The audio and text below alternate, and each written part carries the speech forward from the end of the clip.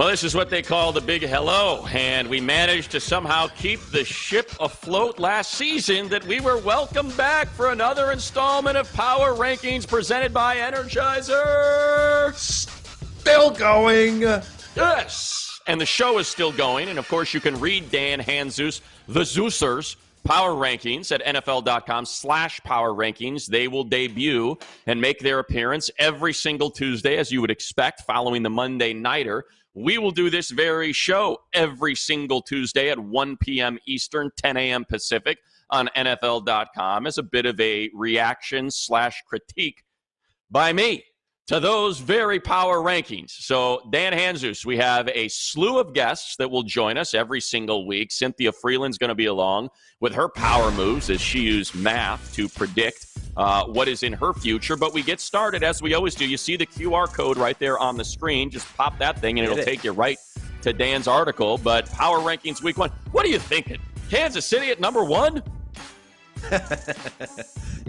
By the way, Money, I'm so happy to be back doing this with you again, but I noticed, the power. You don't like that I have the power in the dynamic, and that's why you always chop me down on this program. I sense that.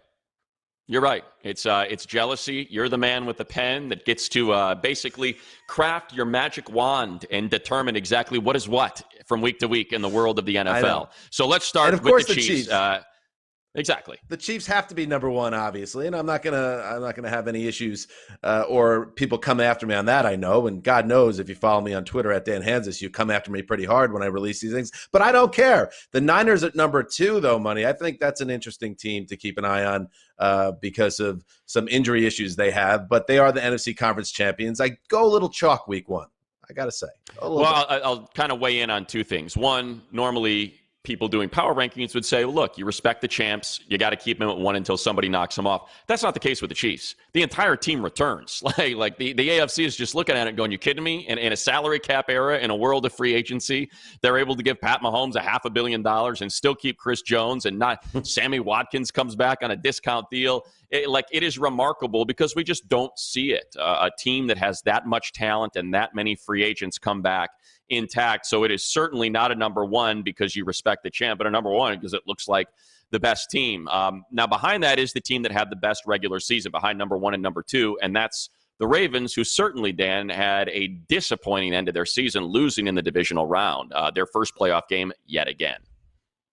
Yeah, and obviously that was a bitter disappointment because not only were the Ravens, the number 1 seed, and they seemed like a team that was going to roll to February in the Super Bowl. They were dominant on a historic level in the regular season. So you take that. There's 2 ways to look at it. You can look at it as the Ravens with Lamar Jackson are going to take that loss, that ugly loss to the Titans, and then grow from it the way the Chiefs did against the Patriots the year before. Or if you want to be more pessimistic about it, or if you don't like the Ravens, if you're a fan of another team, that they had their chance, that they were built to win the title last year. They tripped on their own feet last year, and they're going to come back to earth a little bit. I mean, who knows?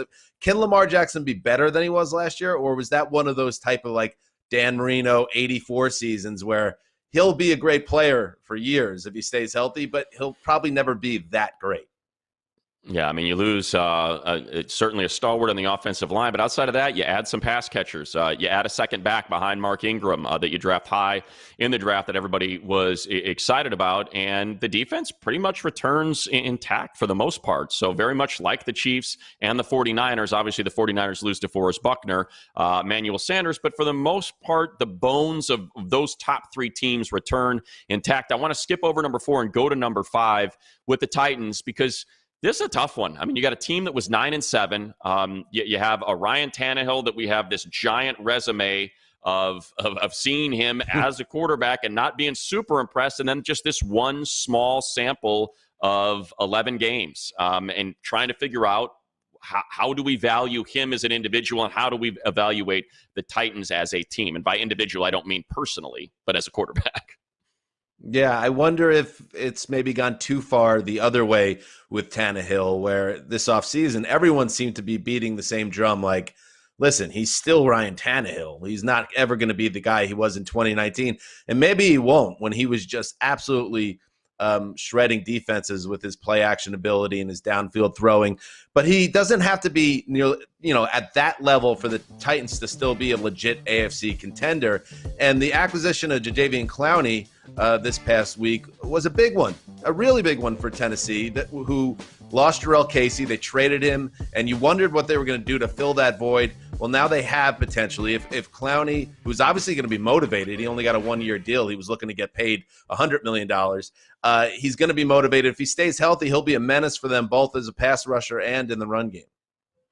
Yeah, and I'll just quickly say, as someone who got to see the debut of Jeffrey Simmons in that Week 6, the guy's ridiculous. For people that weren't aware, he was one of the top 5 talents in the draft because of an injury that many thought was going to keep him out the entire season. He didn't show up until I think it was Week 6 or Week 7 when he made his return when they played that Chargers team and ended up squeaking out that win. That defense, now that you have Clowney on that line, is going to be something else. We move on to the number 6 team because the Bills, if we cut them short here on analysis, they're going to feel like they're getting slighted. They tend to have that chip. So all the way up at number 6 are the Buffalo Bills in a division with the Patriots, who you've just cast aside.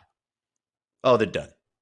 But, that's the downtrodden Jets fan in me. But I don't know if they're special anymore, the Patriots. But I think the Bills, it's all there, and everyone's talked about it the entire summer. But is Josh Allen the guy to get him there?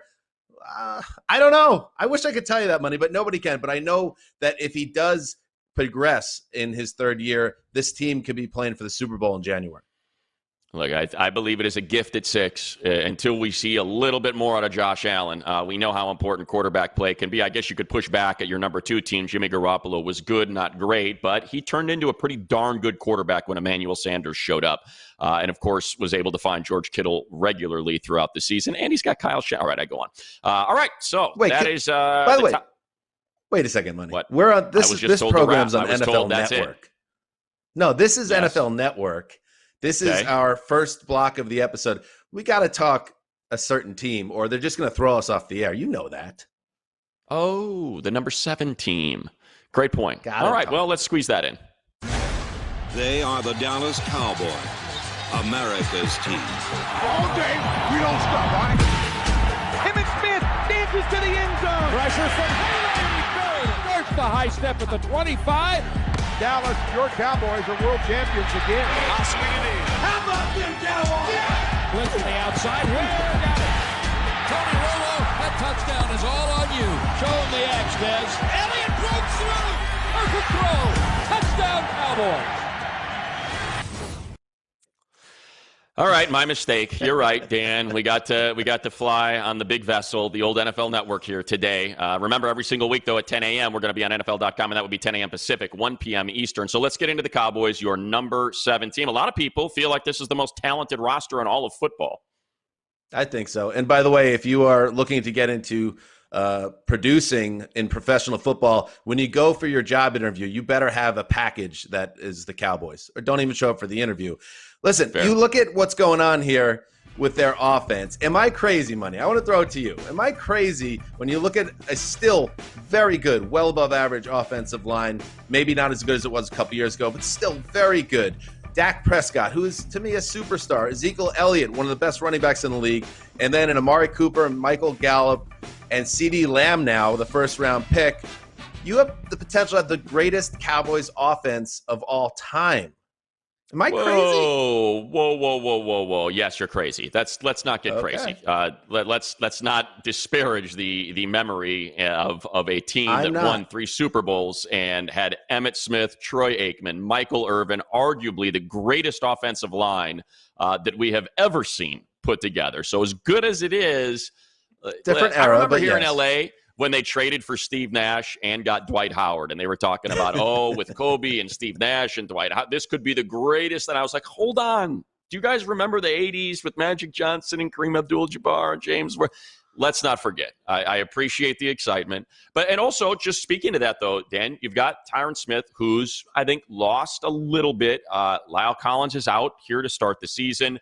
Travis Frederick retired. So as good as and they had depth on the offensive line. So you praise them for that, because we know a lot of times offensive line injuries can decimate a team, but because of depth, the Cowboys should be just fine there. So I'll just say, let's see Dak do it against top-tier competition. We know, as good as he was last year, there were must-win games that he ended up not winning and did not play well in. So I think we want to see a little bit of that before we get too excited. I get it, Money. You're a Gen X guy. You're thinking back to your 90s glory days with your flannels and your skateboards and your Nirvana CDs, and you just want to talk about that era, not the modern Super football. Bowls. I mean, it's multiple Super Bowls. That was a great that they won. But I'm talking about just offense in terms of yardage and points per last game. Year. We'll see. It's why you have them all the way up at 7. And by the way, where are the Eagles? They won the division last year. All right, when we return, speaking of teams that are way too low, Tom Brady is now on the Bucs. We didn't see them in the first tier. And Ben Roethlisberger, multiple-time Super Bowl champ, and is back and healthy. Surefire Hall of Famers on the Steelers with that dominant defense. Where do they slot in? We'll get to that next.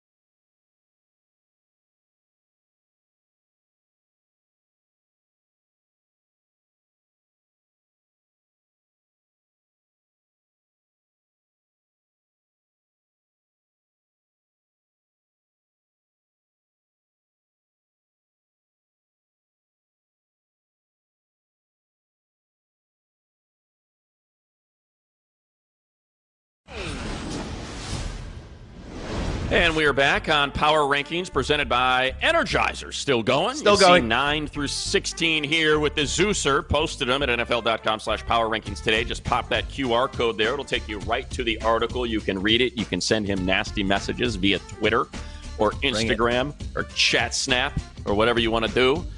There is 9 through 16. Let's get started here. One I have a huge problem with, Dan Hanzus. Yes. The Steelers, who had one of the most dominant defenses last year, and the worst. I'm not embellishing. This is not hyperbolic.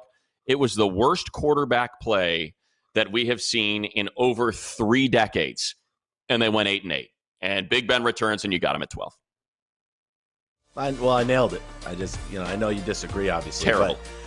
Because you got to build in a little bit of doubt, just a little bit. Because although the camp talk around Ben Roethlisberger, and that's what this is about ultimately to me, is he going to come back and be Big Ben? Or at 38 years old and after shredding his elbow in week 2 last year, is he just not going to be that guy anymore? And yes, even if he is 70% of what he was or 50% of what he was, he's still better than Duck Hodges and Mason Rudolph, but I still think it's Duck Hodges and Mace. They were 8-8 with Duck Hodges. They beat the Rams. They beat a good Chargers team. I know their record was 5-12 and the Rams were 9-7, but those were good offenses that team flat shut out. And their defense comes back. T.J. Watt, Bud Dupree, Devin Bush. I mean, my gosh, they are stacked on that. Minkah Fitzpatrick, who was the Defensive Player of the Year candidate, they are stacked on that side of the ball. To have him at 12 is a travesty. Well, no, but again, 12 gives me wiggle room. Don't you see, Money? If they get out of the gates with a big week 1 win or 2-0, they'll be in the top 5 in no time. If Big Ben stinks, fine. I drop him back to 17, 18, bang, I'm covered there too. You're protecting yourself. Don't appreciate, as the power do not appreciate your green shaded lenses as a Jet fan born and raised. And you're putting Tom Brady on the Bucs. You talked about arguably the greatest offense in Cowboys history. Where do you put this Bucs offense with all of those weapons that Tom Brady has to choose from? Okay, so I have them at 13. Same thing with the Steelers. That's kind of the system I have here very early in the season. When I think a team has huge upside potential, but there are reasons to be concerned as well that things might not be as rosy as they seem in August, I stick them right outside the top 10 and then see how the games shake out. Tom Brady, everything. They were let's face it, Money. They were the training camp champions, the Bucs. They have all these marquee names that came to town. They didn't have any big injuries. Every James Palmer camp report on NFL Network was glowing. But now we have to see if it all comes together. And I just need to see if Brady can still play the guitar, as they say. So I would just interject with we believe in Bruce Arians. We have no reason to doubt Tom Brady until he shows us that we should doubt him. Yes, it was an ugly end to his season last year. But it was still a solid Did you say no campaign. Reason to doubt Tom Brady? No reason. I don't think there is. No, okay. I don't think until he completely falls off. This was not last year was not the Peyton Manning season prior to his retirement for Tom Brady. It was not that bad. With this complement of weapons, I feel like he deserved maybe just a little bit more of a benefit of the doubt. All right, I get the last word. Yeah. Benefit to be the host. Immediately following us on NFL Network is the NFL Game Day season preview. Rich and the guys going to get you ready for the 2020 season, including Kurt Warner going one-on-one with Patrick Mahomes. One of the coolest things when you win the Super Bowl is you get to kind of kick off the next season. You guys be playing the Texans who you played in the playoffs. Is there something you have to be more conscious of when you play against J.J. Watt? Oh, 100%. You have to make sure that you understand where he's at all times because he's not only a guy that's going to come down and make a sack, but he's going to try to make a game-changing play. I feel like I'm going to be really close if I'm not all the way ready. I think after I take that first hit, J.J. knock me down or something like that, I'll be ready to go after that. All right, and every single week here on Power Rankings presented by Energizer, Dan Hanzus is going to have to scream a single word, and that single word, Dan, is stop. And when you say stop, we will have a mystery guest appear between the two of us to help dissect / analyze / provide information on a team of your selection. You determine your own destiny here, my friend. And as you Matt, yell stop, did you cook this that up? mystery guest... I did not. Matt Tanton, producer, cooked this up, but I believe it to be a brilliant idea. So when you say stop, we're going to bring our mystery guest in, and we're going to do a bit of a deep dive on one of the teams that have found themselves in your power rankings. All right, you ready to play? Yeah, let's do it. Stop. And there's Tom Pelissero, set up in the Twin Cities. Information man, insider, analyst. He's going to wear about 9 hats today, Tom. And what we're trying to do is get a different voice, somebody with perhaps a little bit more of an inside / expert opinion on a particular team that we are dissecting in Power Rankings this week. It's the Packers, right there in your neighboring state. Dan has them set at number 8. If you could share with us just kind of a thumbnail, an overview of what you believe to be the fortunes of the Packers going into week 1 in this season moving forward with all the information you've been able to collect. Well, the Packers set the bar high in Matt LaFleur's first season. You go 13-3. You get to the NFC Championship game. There is no question that people are going to be expecting a lot from your team. Now, you got some big questions for the Packers in 2020, starting out with the wide receiver group. Who exactly is going to make plays for Aaron Rodgers beyond Devontae Adams? So you know that you've got Marquez Valdez-Scantling, who's had a strong camp. You've got guys like Equanimeous St. Brown, who they were hopeful on last year before he suffered an injury. Who is going to be able to take some of that pressure off of Adams besides the running game? We know they doubled down bringing in A.J. Dillon to go with Aaron Jones. Jamal Williams is still there. That defense, pretty good on the whole last year with Za'Darius Smith, Preston Smith leading the way, but they gave up about 800 yards rushing against the 49ers in that NFC title game. You have to look at this and say Green Bay, along with Minnesota, are the teams to beat in the NFC North, and what do you know? Those teams meet in week 1 right here in Minnesota. You know, I overheard in the pre-production meeting for this program that Tom was the special guest. Kind of thought it might be Tom Brady, but Tom Pelissero is Similar. a really good scorer. So I just want to say, Tom, I'm excited to have you on the program. I didn't even have to switch teams to get here. You and to you that said point, it, Tom. Go ahead. Hey, hold on, Dan. I'm going to guide this. All right, then you can interject here because you're the man that sets the rankings. Dan Hanzus has the Packers slightly ahead of the Vikings. We had said it seems like this is a 50-50 split between most analysts in terms of which of these two teams you think is going to win the North. With again, everything that you've been able to collect, Tom, how close are those two teams, and how big of a matchup do you think this Week 1 is between these two? The great unknown in this Week 1 matchup, like every Week 1 matchup, certainly adds a different context to this game. You have no tape. You have no preseason film, nothing. You don't know whatever tweaks might be happening, whatever they were working on in camp. There's going to be zero evidence whatsoever of what it is. And the Vikings, let's not forget, they've got some significant changes on their team. Look in the secondary where 3 of their top corners are gone. You're going to see a lot of young guys on the field. Jeff Gladney should play. Cam Dantzler should play. They're going to be asking a lot from Mike Hughes. You do have a couple of veteran safeties there, but the pass rush with Yannick Ngakoue coming in, filling a lot of those snaps that Everson Griffin played in the past. How quickly does that group come together? Well, if I'm Aaron Rodgers, I'm looking at those young corners and saying, I've got some young receivers, but wherever I think I've got some mismatches here, I'm going to figure out whether or not you're going to be able to stop this ball from getting there. Do you buy into it, Tom, this idea that Aaron Rodgers, an all-time great, now with Jordan Love in the building, with something to prove here, that he might have a vintage Rodgers season in him? He's been good but not special the last couple of years. Do you think that guy is still there?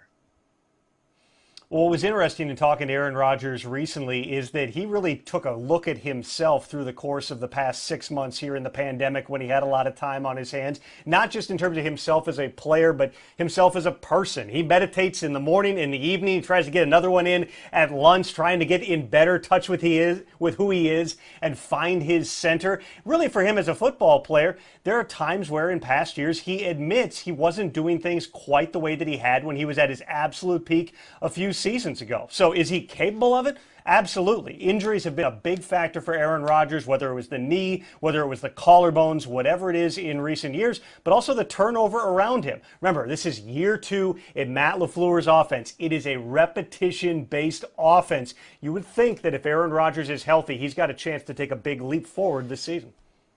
All right, we get the synopsis. You get the whole novel on game day morning. Tom Pelissero with the great insight, the expert analysis there to go with just fly-by-night rankings that the Zeuser throws out there every single Tuesday. Tom, we look forward to seeing you on game day morning. We appreciate you taking the time.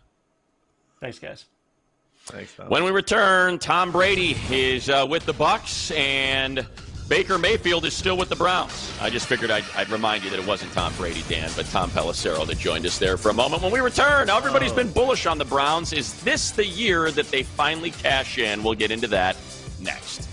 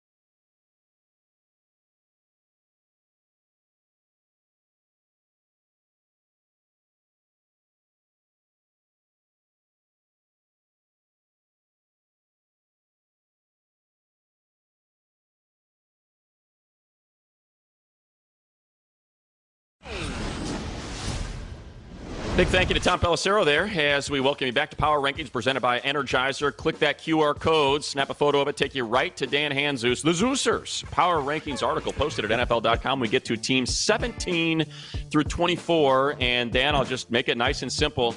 Rams at 17. How did they find themselves just smack dab in the middle of everything here?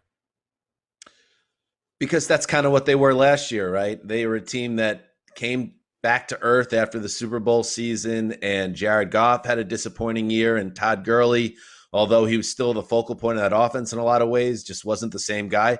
I'm very interested in the Rams to see how they look, and a lot of this goes back to Sean McVay doesn't get the genius buzz that he was getting a couple of years ago, but this guy's still one of the brightest minds in football. I want to see what kind of offense he builds out when he doesn't have Todd Gurley in the mix, and I know a lot of people are counting out Jared Goff and saying he's a middling type dude. But I'd like to see what this offense looks like when they've had some time to restructure here. So a couple things with the Rams. One is the number one issue they had last year was offensive line, and they did very little to upgrade it, save hope they play better. So that's going to be something to keep an eye on immediately, and we'll get to that in their first week matchup a little bit later in the show. Two is it Cam Akers? Like who's going to be the guy that replaces Todd Gurley? Because when Sean McVay was a play calling genius, everything worked off of outside zone and an exceptional talent at running back in Todd Gurley. That's what got that whole offense started. So that's a second question mark. And then I think third is you have the best player in the NFL in Aaron Donald. You have arguably, according to a lot of folks, the best corner in the NFL in Jalen Ramsey. Is that enough? Especially when, you've kind of jettisoned one of the most respected in Wade Phillips defensive coordinators of all time for another young, energetic, kind of ready for his first shot at it, DC. So there's a lot of questions. But again, it's a team that was in the Super Bowl 2 years ago. I think that's why it's almost a perfect spot for you to put them, because you can certainly see there's still a lot there. But there's also a ton of questions that we expect to be answered, week 1, 2, 3, and figure out what this team is. To the Browns, and speaking of teams that, seems like we're bullish on the Browns every year. Are you as bullish this year? Are you more than years past?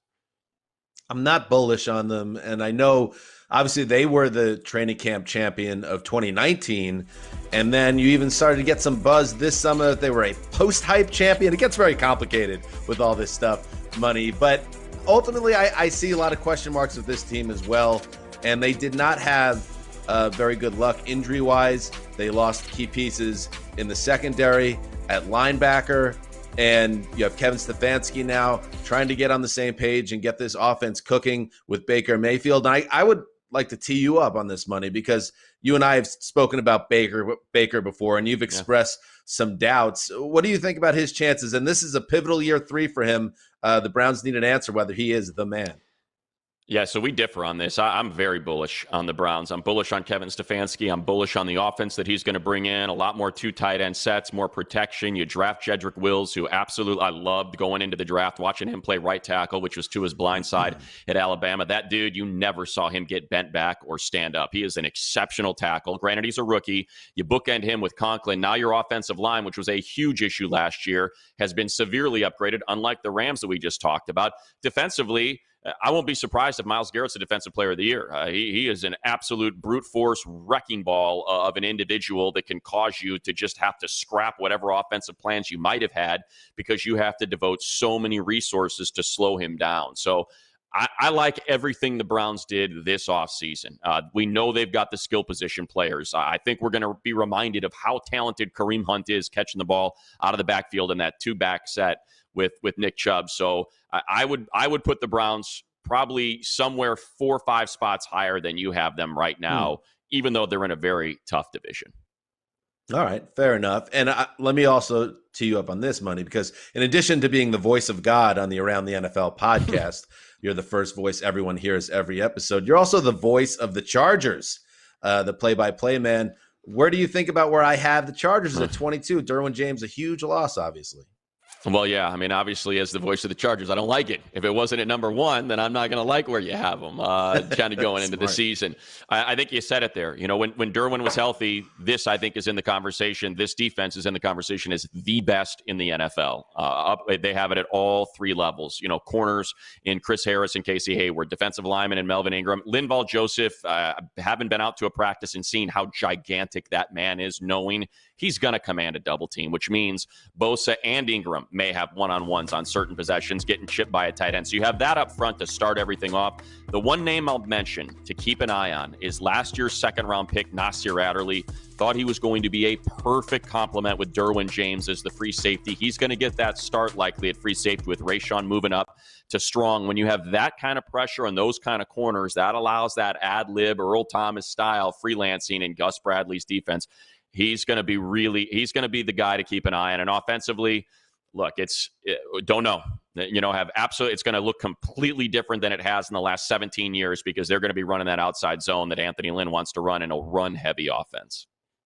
I do love me some Anthony Lynn. I feel like in the power rankings for Hard Knocks, it's the Chargers and then the Rams. And a lot of that goes back to Lynn, who's just a guy that inspires belief. And if he's inspiring belief in me on the couch, money. He's got to be doing it in that locker room, too. Well, it works out perfectly for our next conversation because the Chargers get their season started week 1 in Cincinnati against that guy, the number 1 overall pick. He says he's bearish on the Browns. Is he bearish on Burrow? We'll get to the Bengals and the bottom half of the power rankings next.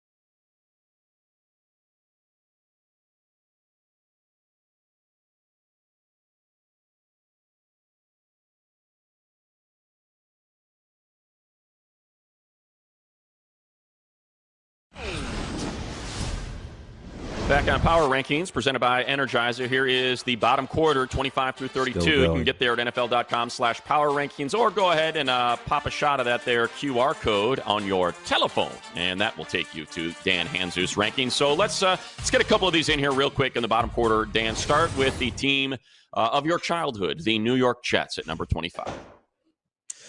Yeah, the Jets are a team that, listen, I want them to get back to the playoffs. It's been a decade now. But you wonder if Adam Gase is going to keep. Hang on one second, guys. We got to stop down. That's all right. Hey, the kids are excited. The kids get excited when you start talking about the Jets. I'll pick it up, Dan, from here. If you're doing a fantasy draft, how about checking out Chris Herndon or Jamison Crowder? That seems to be what's coming out of Jets camp when it comes to trying to find Sam Darnold legitimate weapons. Those are the two that he's been searching for most. Go ahead, Dad. Get back into it. All right. Maybe Dan's not ready to get back into it. So at number 25, in week 1, of course, they have the unenviable task of taking on the Bills. in week one. And that certainly will give us a pretty good idea, Dan, of what lays ahead for the Jets based on how they fare against one of the better darn teams. You have them at number 6 in the power rankings in the Buffalo Bills. Yeah, and the Jets frustrate me the way my children do at times, but I just get the feeling that with Adam Gase in that building, it's hard for me to be optimistic because there's just too much negativity around the team right now. That's where I come down to the Jets, but I still believe in Darnold. I do believe in Sam Darnold money, and I think a lot of people do. It works out. Yeah, what about the Bengals? You have them at 26. They were the worst team in football last year, 2-14, but they get the number 1 pick and a quarterback that seemed to be consensus number 1. A lot of people excited about Joe Burrow going into the 2020 campaign. Yeah, and I'm excited too. And I know the placement on the power rankings doesn't seem to represent that. And maybe that's some Bengals bias. And I apologize to the people of Cincinnati and my good friend Chris Wessling, a West Cincinnati native.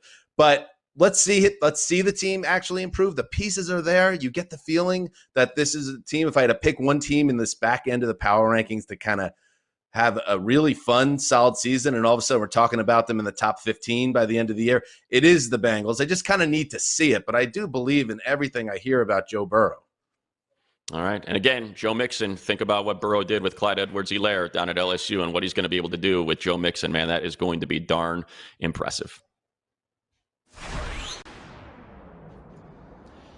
Well, it's time for Power Moves presented by Energizer, and we are stoked to have back she who crushes the chain rule and all calculus as the premier predictive analytics expert on any platform. She does it for us here, of course, on NFL.com and NFL Network.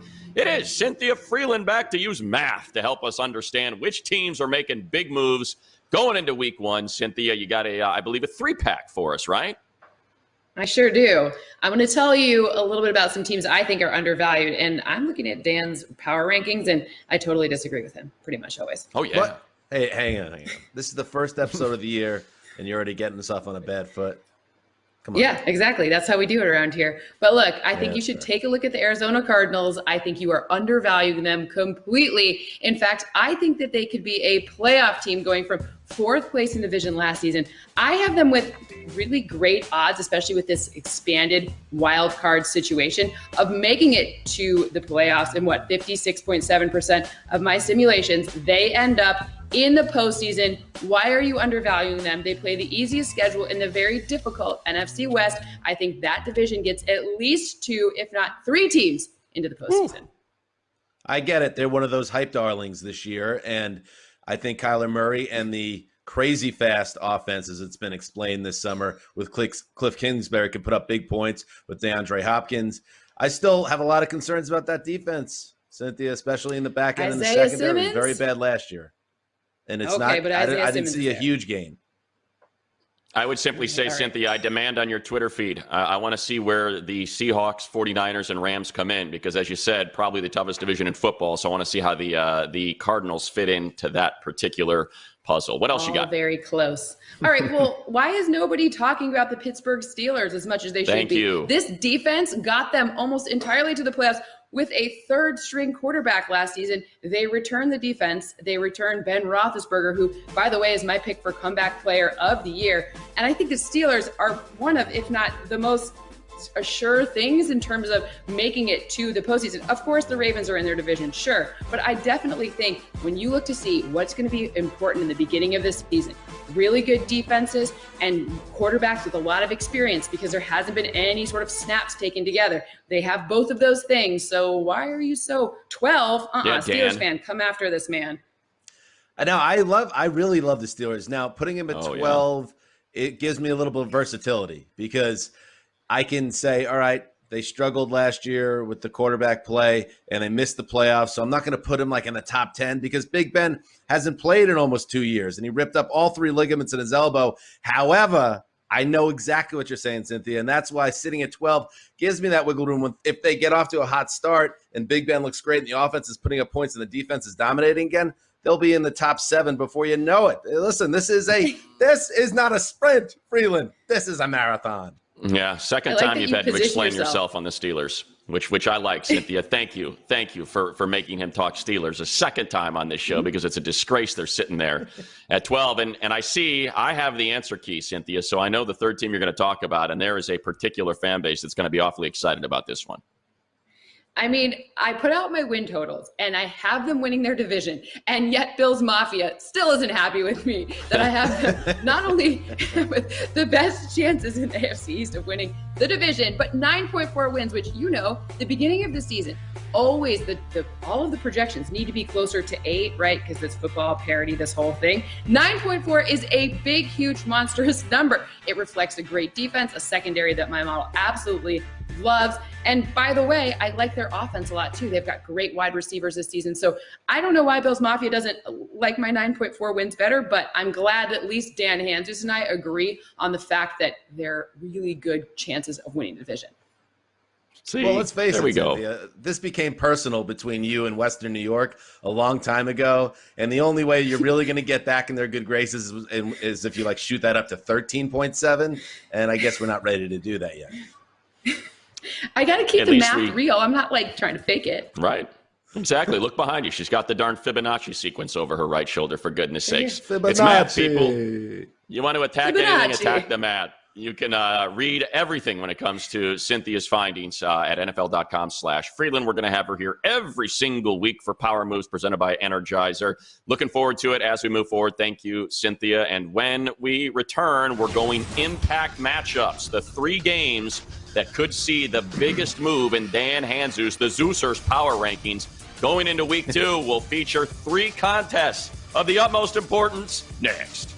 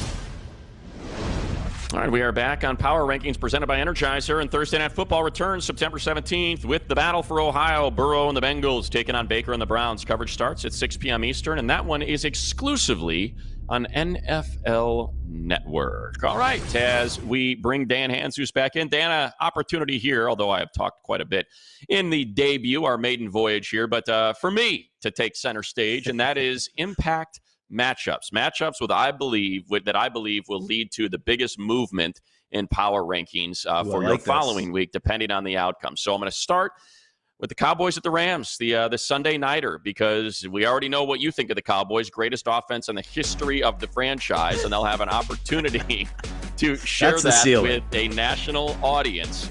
Should, let's say, Amari Cooper and either Gallup or CeeDee Lamb go for 100. Let's say they're able to neutralize Aaron Donald on the interior of that line after the retirement of Travis Frederick. Of course, people are going to be darn excited, and you'll probably move them up into the top 3 or 4. Now, with a win over the Cowboys, people are going to be talking about that 9-7 setback and maybe just that single missed field goal by Greg Zuerlein in a contest against the 49ers that would have put them in the playoffs and wasn't really that big of a step back for the Rams. So to me, that can move the Rams from 17 way up if they get the victory, and also the Cowboys, if they get the victory, probably inside the top 5.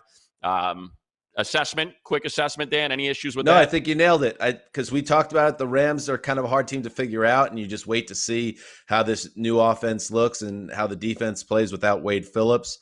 And the Cowboys, how many times have we been burned by the Cowboys thinking they're going to be great, and then they fall on their face? Well, let's now go out and do something. Titans at Broncos is my second one, the second Monday nighter, because look, both teams have something to prove in early 2020.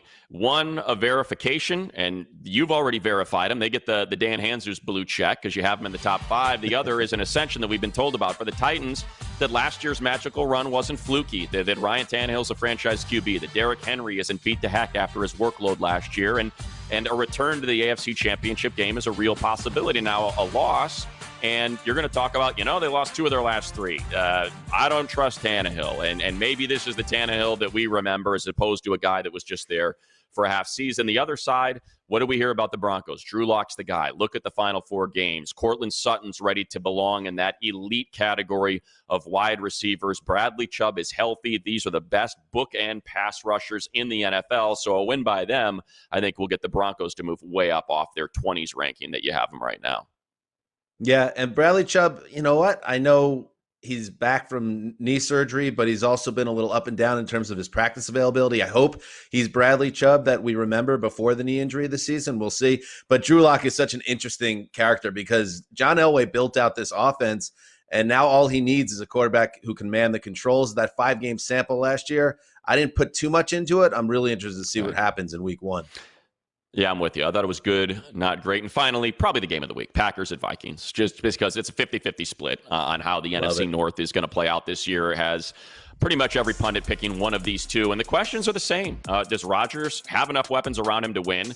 Is he still, and you asked this of Tom Pelissero, is he still the same Aaron Rodgers? The other side, is Kirk Cousins really a franchise QB? Some people thought the Packers' 13-3 record was smoke and mirrors. I would say if it was, they would have lost in the divisional round instead of beating the Seahawks in the playoffs. And I would point out the Vikings backed into the playoffs. They lost their last 2 games, one of which was against the Packers that cost them the division. And Kirk Cousins had his worst 2 games against that Packers defense. So if he's able to overcome that, I think you'll see the Vikings move way up in your rankings. Love the Vikings. Yeah, I think they're a locked and loaded, playoff-ready team. And I am so sick of hearing people this summer say that the Packers 13-3 was fluky or not real. They went 13-3. Please, enough. And they were in the NFC Championship game. And yes, they got annihilated by the 49ers. But whatever, they made the NFC Championship game. We now shift to honest assessments. Just kind of quick thoughts on a quartet of teams here. Raiders, you got them at number 20. A lot of people excited about the Raiders this year. Yeah, I'm excited to see how this team works. The Derek Carr, Marcus Mariota controversy that ended up not being the case at all, that's in the rear view. Now we got to see if he could take his game to the next level. I think the Raiders are an 8 or 9 win team right now. All right, how about the Bears? At 24, we now know Mitch Trubisky going to be the starter at quarterback to start the season. To start it, how long? Is this going to be the shortest leash of all time at the quarterback position? Couldn't you see Matt Nagy saying something like, week 2, we will be starting Nick Foles? That's the pressure that's on Mitch right out of the gate.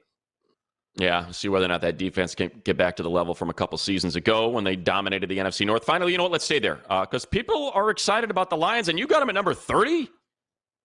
Yeah, and I know, but you know what? Here's the thing. You lost your last 9 games of the year last season. I know Matthew Stafford's back, but I haven't seen nothing in the first 2 years of the Matt Patricia era to think that this organization is moving in the right direction. So they're a classic show me team for me. I get why you can make the case for them for being a playoff team, but Hey, look, they haven't made the playoffs in, 30 years. So I'm fine with you making them prove it, sitting there at number 30. Although, guess what? People probably not happy in Detroit. The Lions faithful. We will get to constructive criticism, as we like to euphemize it. When we return, what are the folks on the Twitter saying about Dan Hanzu's debut of Power Rankings at NFL.com/Power Rankings? That's next.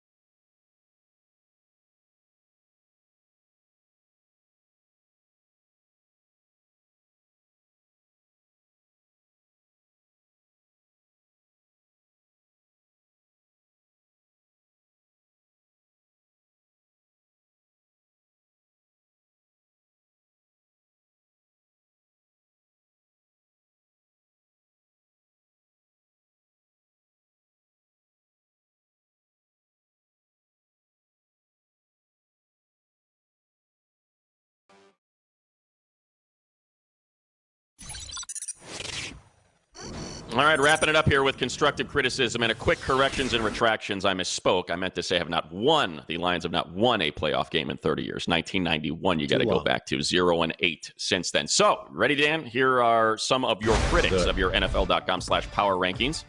At Ricky Devin, telling me the Pats, Eagles, Colts, Cowboys, Bills higher on the food chain than Houston, besides the Hop trade. Just take that out. What? Where's the regression? So, like, the greatest wide receiver the franchise has ever had, other than maybe Andre Johnson being out the door. Yeah, that's what gives you a regression. And here is your number one Detroit Lions fan, Swiss Lion fan. No surprise. We deserve better than that. #OnePride. And again, my apologies to you as well. I get it. Just go win in week 1, and I will take care of the Lions. I promise you. Just go win. Finally, Seahawks gal 13, old Sandy L here. I think that's a general assessment of anything you do in life. You must. I was going to say I wrote most of the power rankings over Labor Day weekend, so she might actually be right. So nice job by you, Sam. When you determined where the Seahawks were going to slide in. So remember, you can always visit Dan's Power Rankings anytime you wish at NFL.com/Power Rankings. We're going to do this little dog and pony show every single week on NFL.com at 1 p.m. Eastern. Oh, that's a good idea. And it's all brought to you by Energizer. Still going.